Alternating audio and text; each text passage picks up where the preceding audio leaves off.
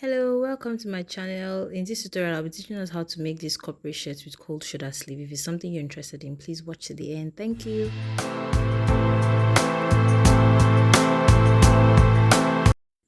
So for this tutorial, we'll be using a silk fabric.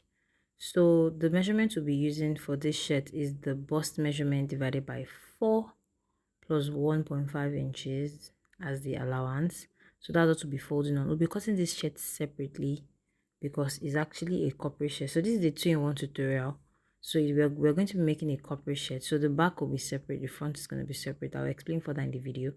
So the length of the shirt we are working with is 29 inches. So for the back, we'll be adding 4 inches to the actual length. So that is 29 plus 4 inches. That's what I'm cutting now.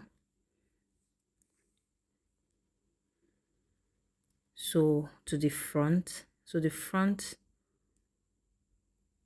length of the front is going to be 29 inches plus 1. That's the length. Just 1 inch is what we're adding. So because of the button placket in front, the width of the shirt will be way more than the actual measurement. So we'll be needing like extra like 3 inches to the bust circumference we'll be working with. So the length is just going to be 1 inch longer than the actual measurement that we measure. So the front is 29 plus 1, which is 30, but the back is 29 plus 4 inches. So for the front, I did not measure a particular, I just cut out the rest of the fabric I had left at that part. So I'll be folding the bottom plackets now. So I'll just make sure it's about 1 inch and a quarter. That is 1.025. So I'll fold that twice. So please note, if you are going to be using a button for this, I would advise you put a fusible interfacing or maybe like a gum stay or paper stay, something to just give the fabric a little bit of stability. But I will just be using press pins for mine, so I do not need to interface mine. So I'll just fold it. So you can iron it immediately after folding. So I'm folding it to the wrong side like that. I'll make sure that I have about 1.025, not up to 1.5. So that is 1 inch and quarter.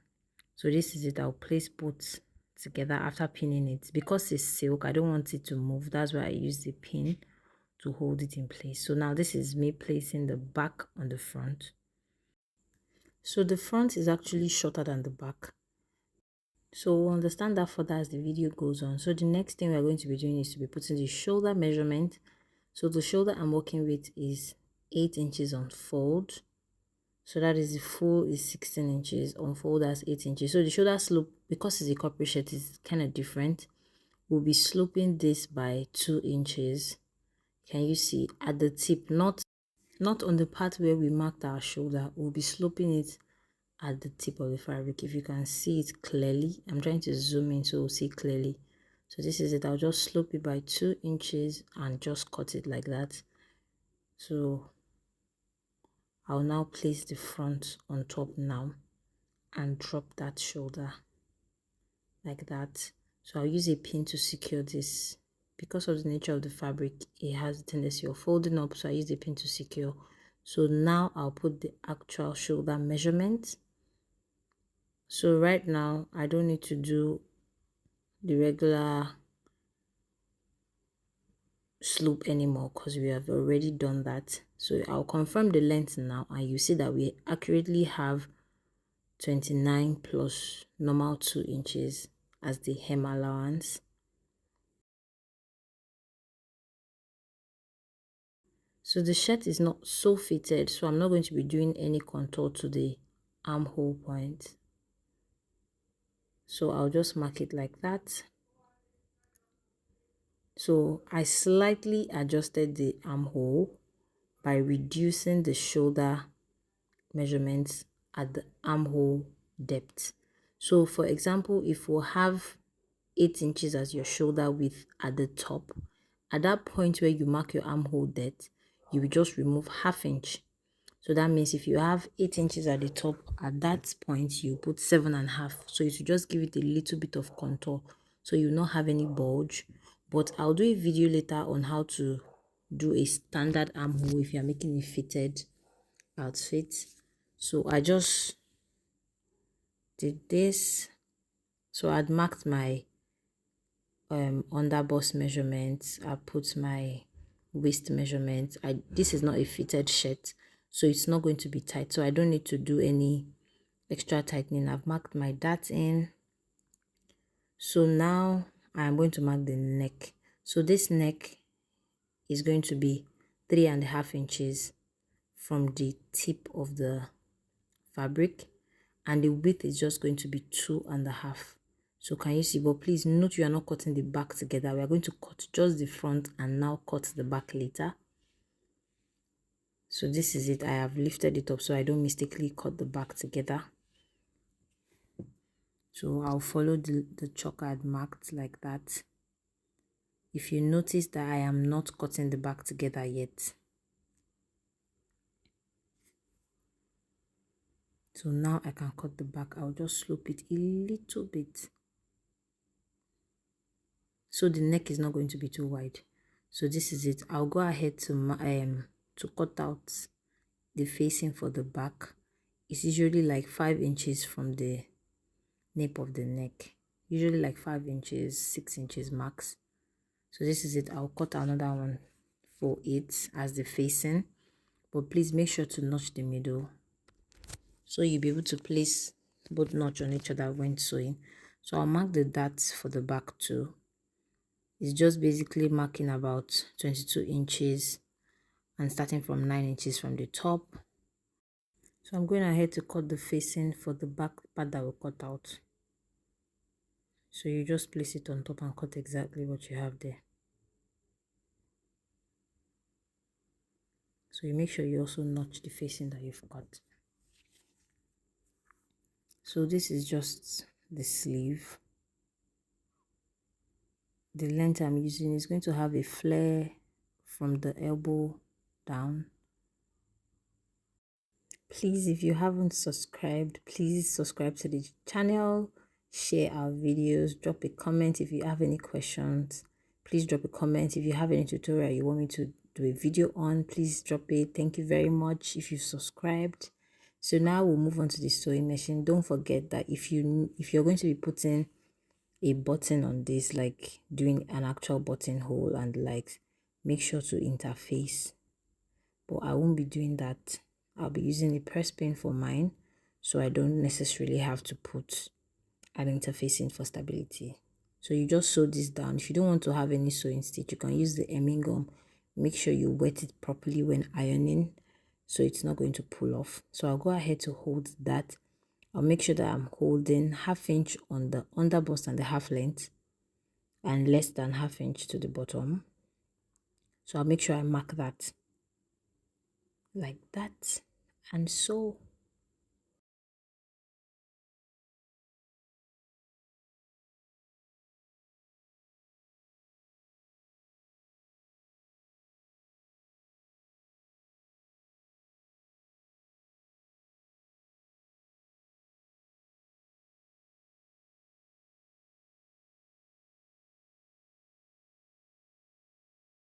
So that is the front. I'm done with the front. So this is the back. I'll go ahead to hold the dart for the back too. You had seen that I had marked the under bust and the half length there. So on that point, you make sure you sew 1/2 inch just to give it a little bit of fitting.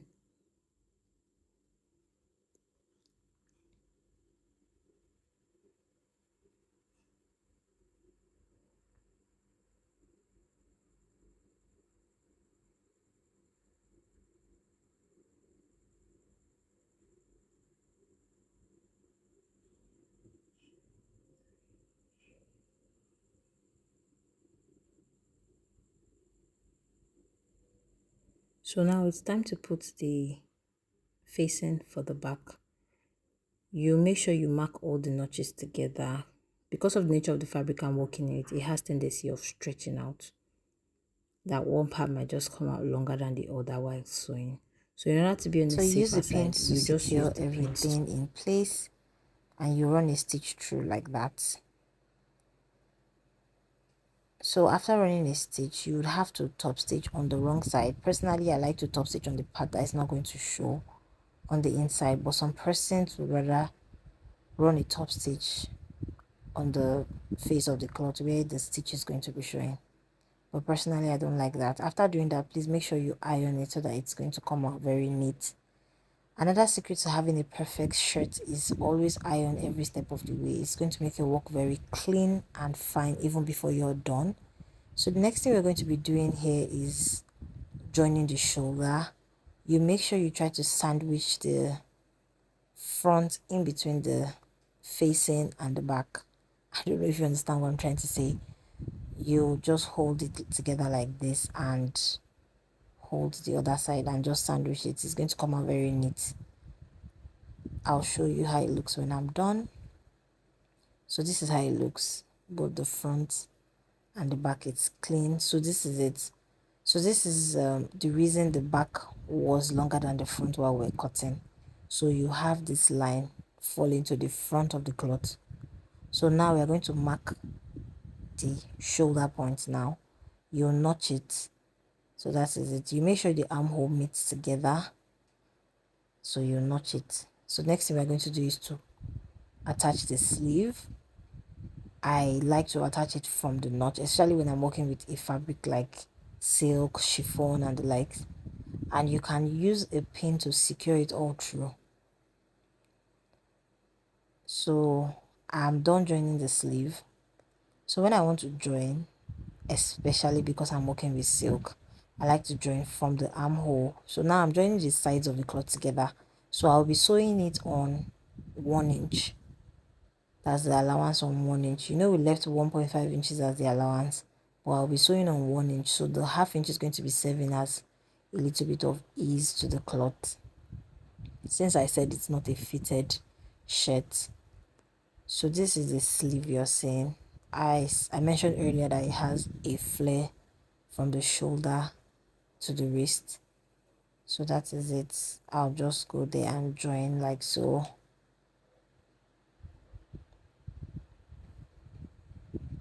So I'll do the same thing to the other side of the shirt. I'll join from the armhole to the bottom, then back from the elbow to the armhole, then from the wrist. Just because it's silk, just to be on the safer side, so one part doesn't come out longer than the other. So this is me attaching the collar. I'll do a video on how to fix a collar. I don't want this video to be too long. So this is the finished look after sewing the shirt. So the next thing we're going to be doing is to be opening up our sleeve, the cold shoulder sleeve. So that's why I mentioned that this is like a 2-in-1 tutorial. We've learned how to do the corporate shirts. Now is how to do the cold shoulder sleeve. So you match the sleeve together like this, the front, the left and the right together. Make sure that it's meeting, especially at the shoulder point, that one side is not bent. Just make sure it's equal. So you mark the opening, how wide you want it to be from the sleeve joining. That means, I mean from where the sleeve is attached to the shirt itself. So that's how you mark how wide you want it to be. So I'll just be doing 3 inches on every corner. So that means from where the sleeve joins 3 inches and outside to 3 inches. So if you want it to be more open, you just have to increase your numbers. So you cut it out like that. So next thing I'll do is to take it to the machine and sew back every part that I've cut so the thread doesn't loosen out. You just sew it.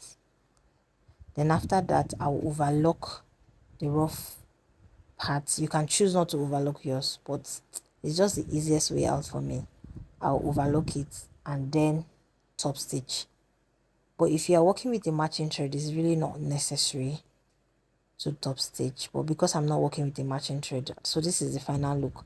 I'll be using cup chains to just give it a little bit of design. So this is the final look of our shirt. See you in our next tutorial. Thank you.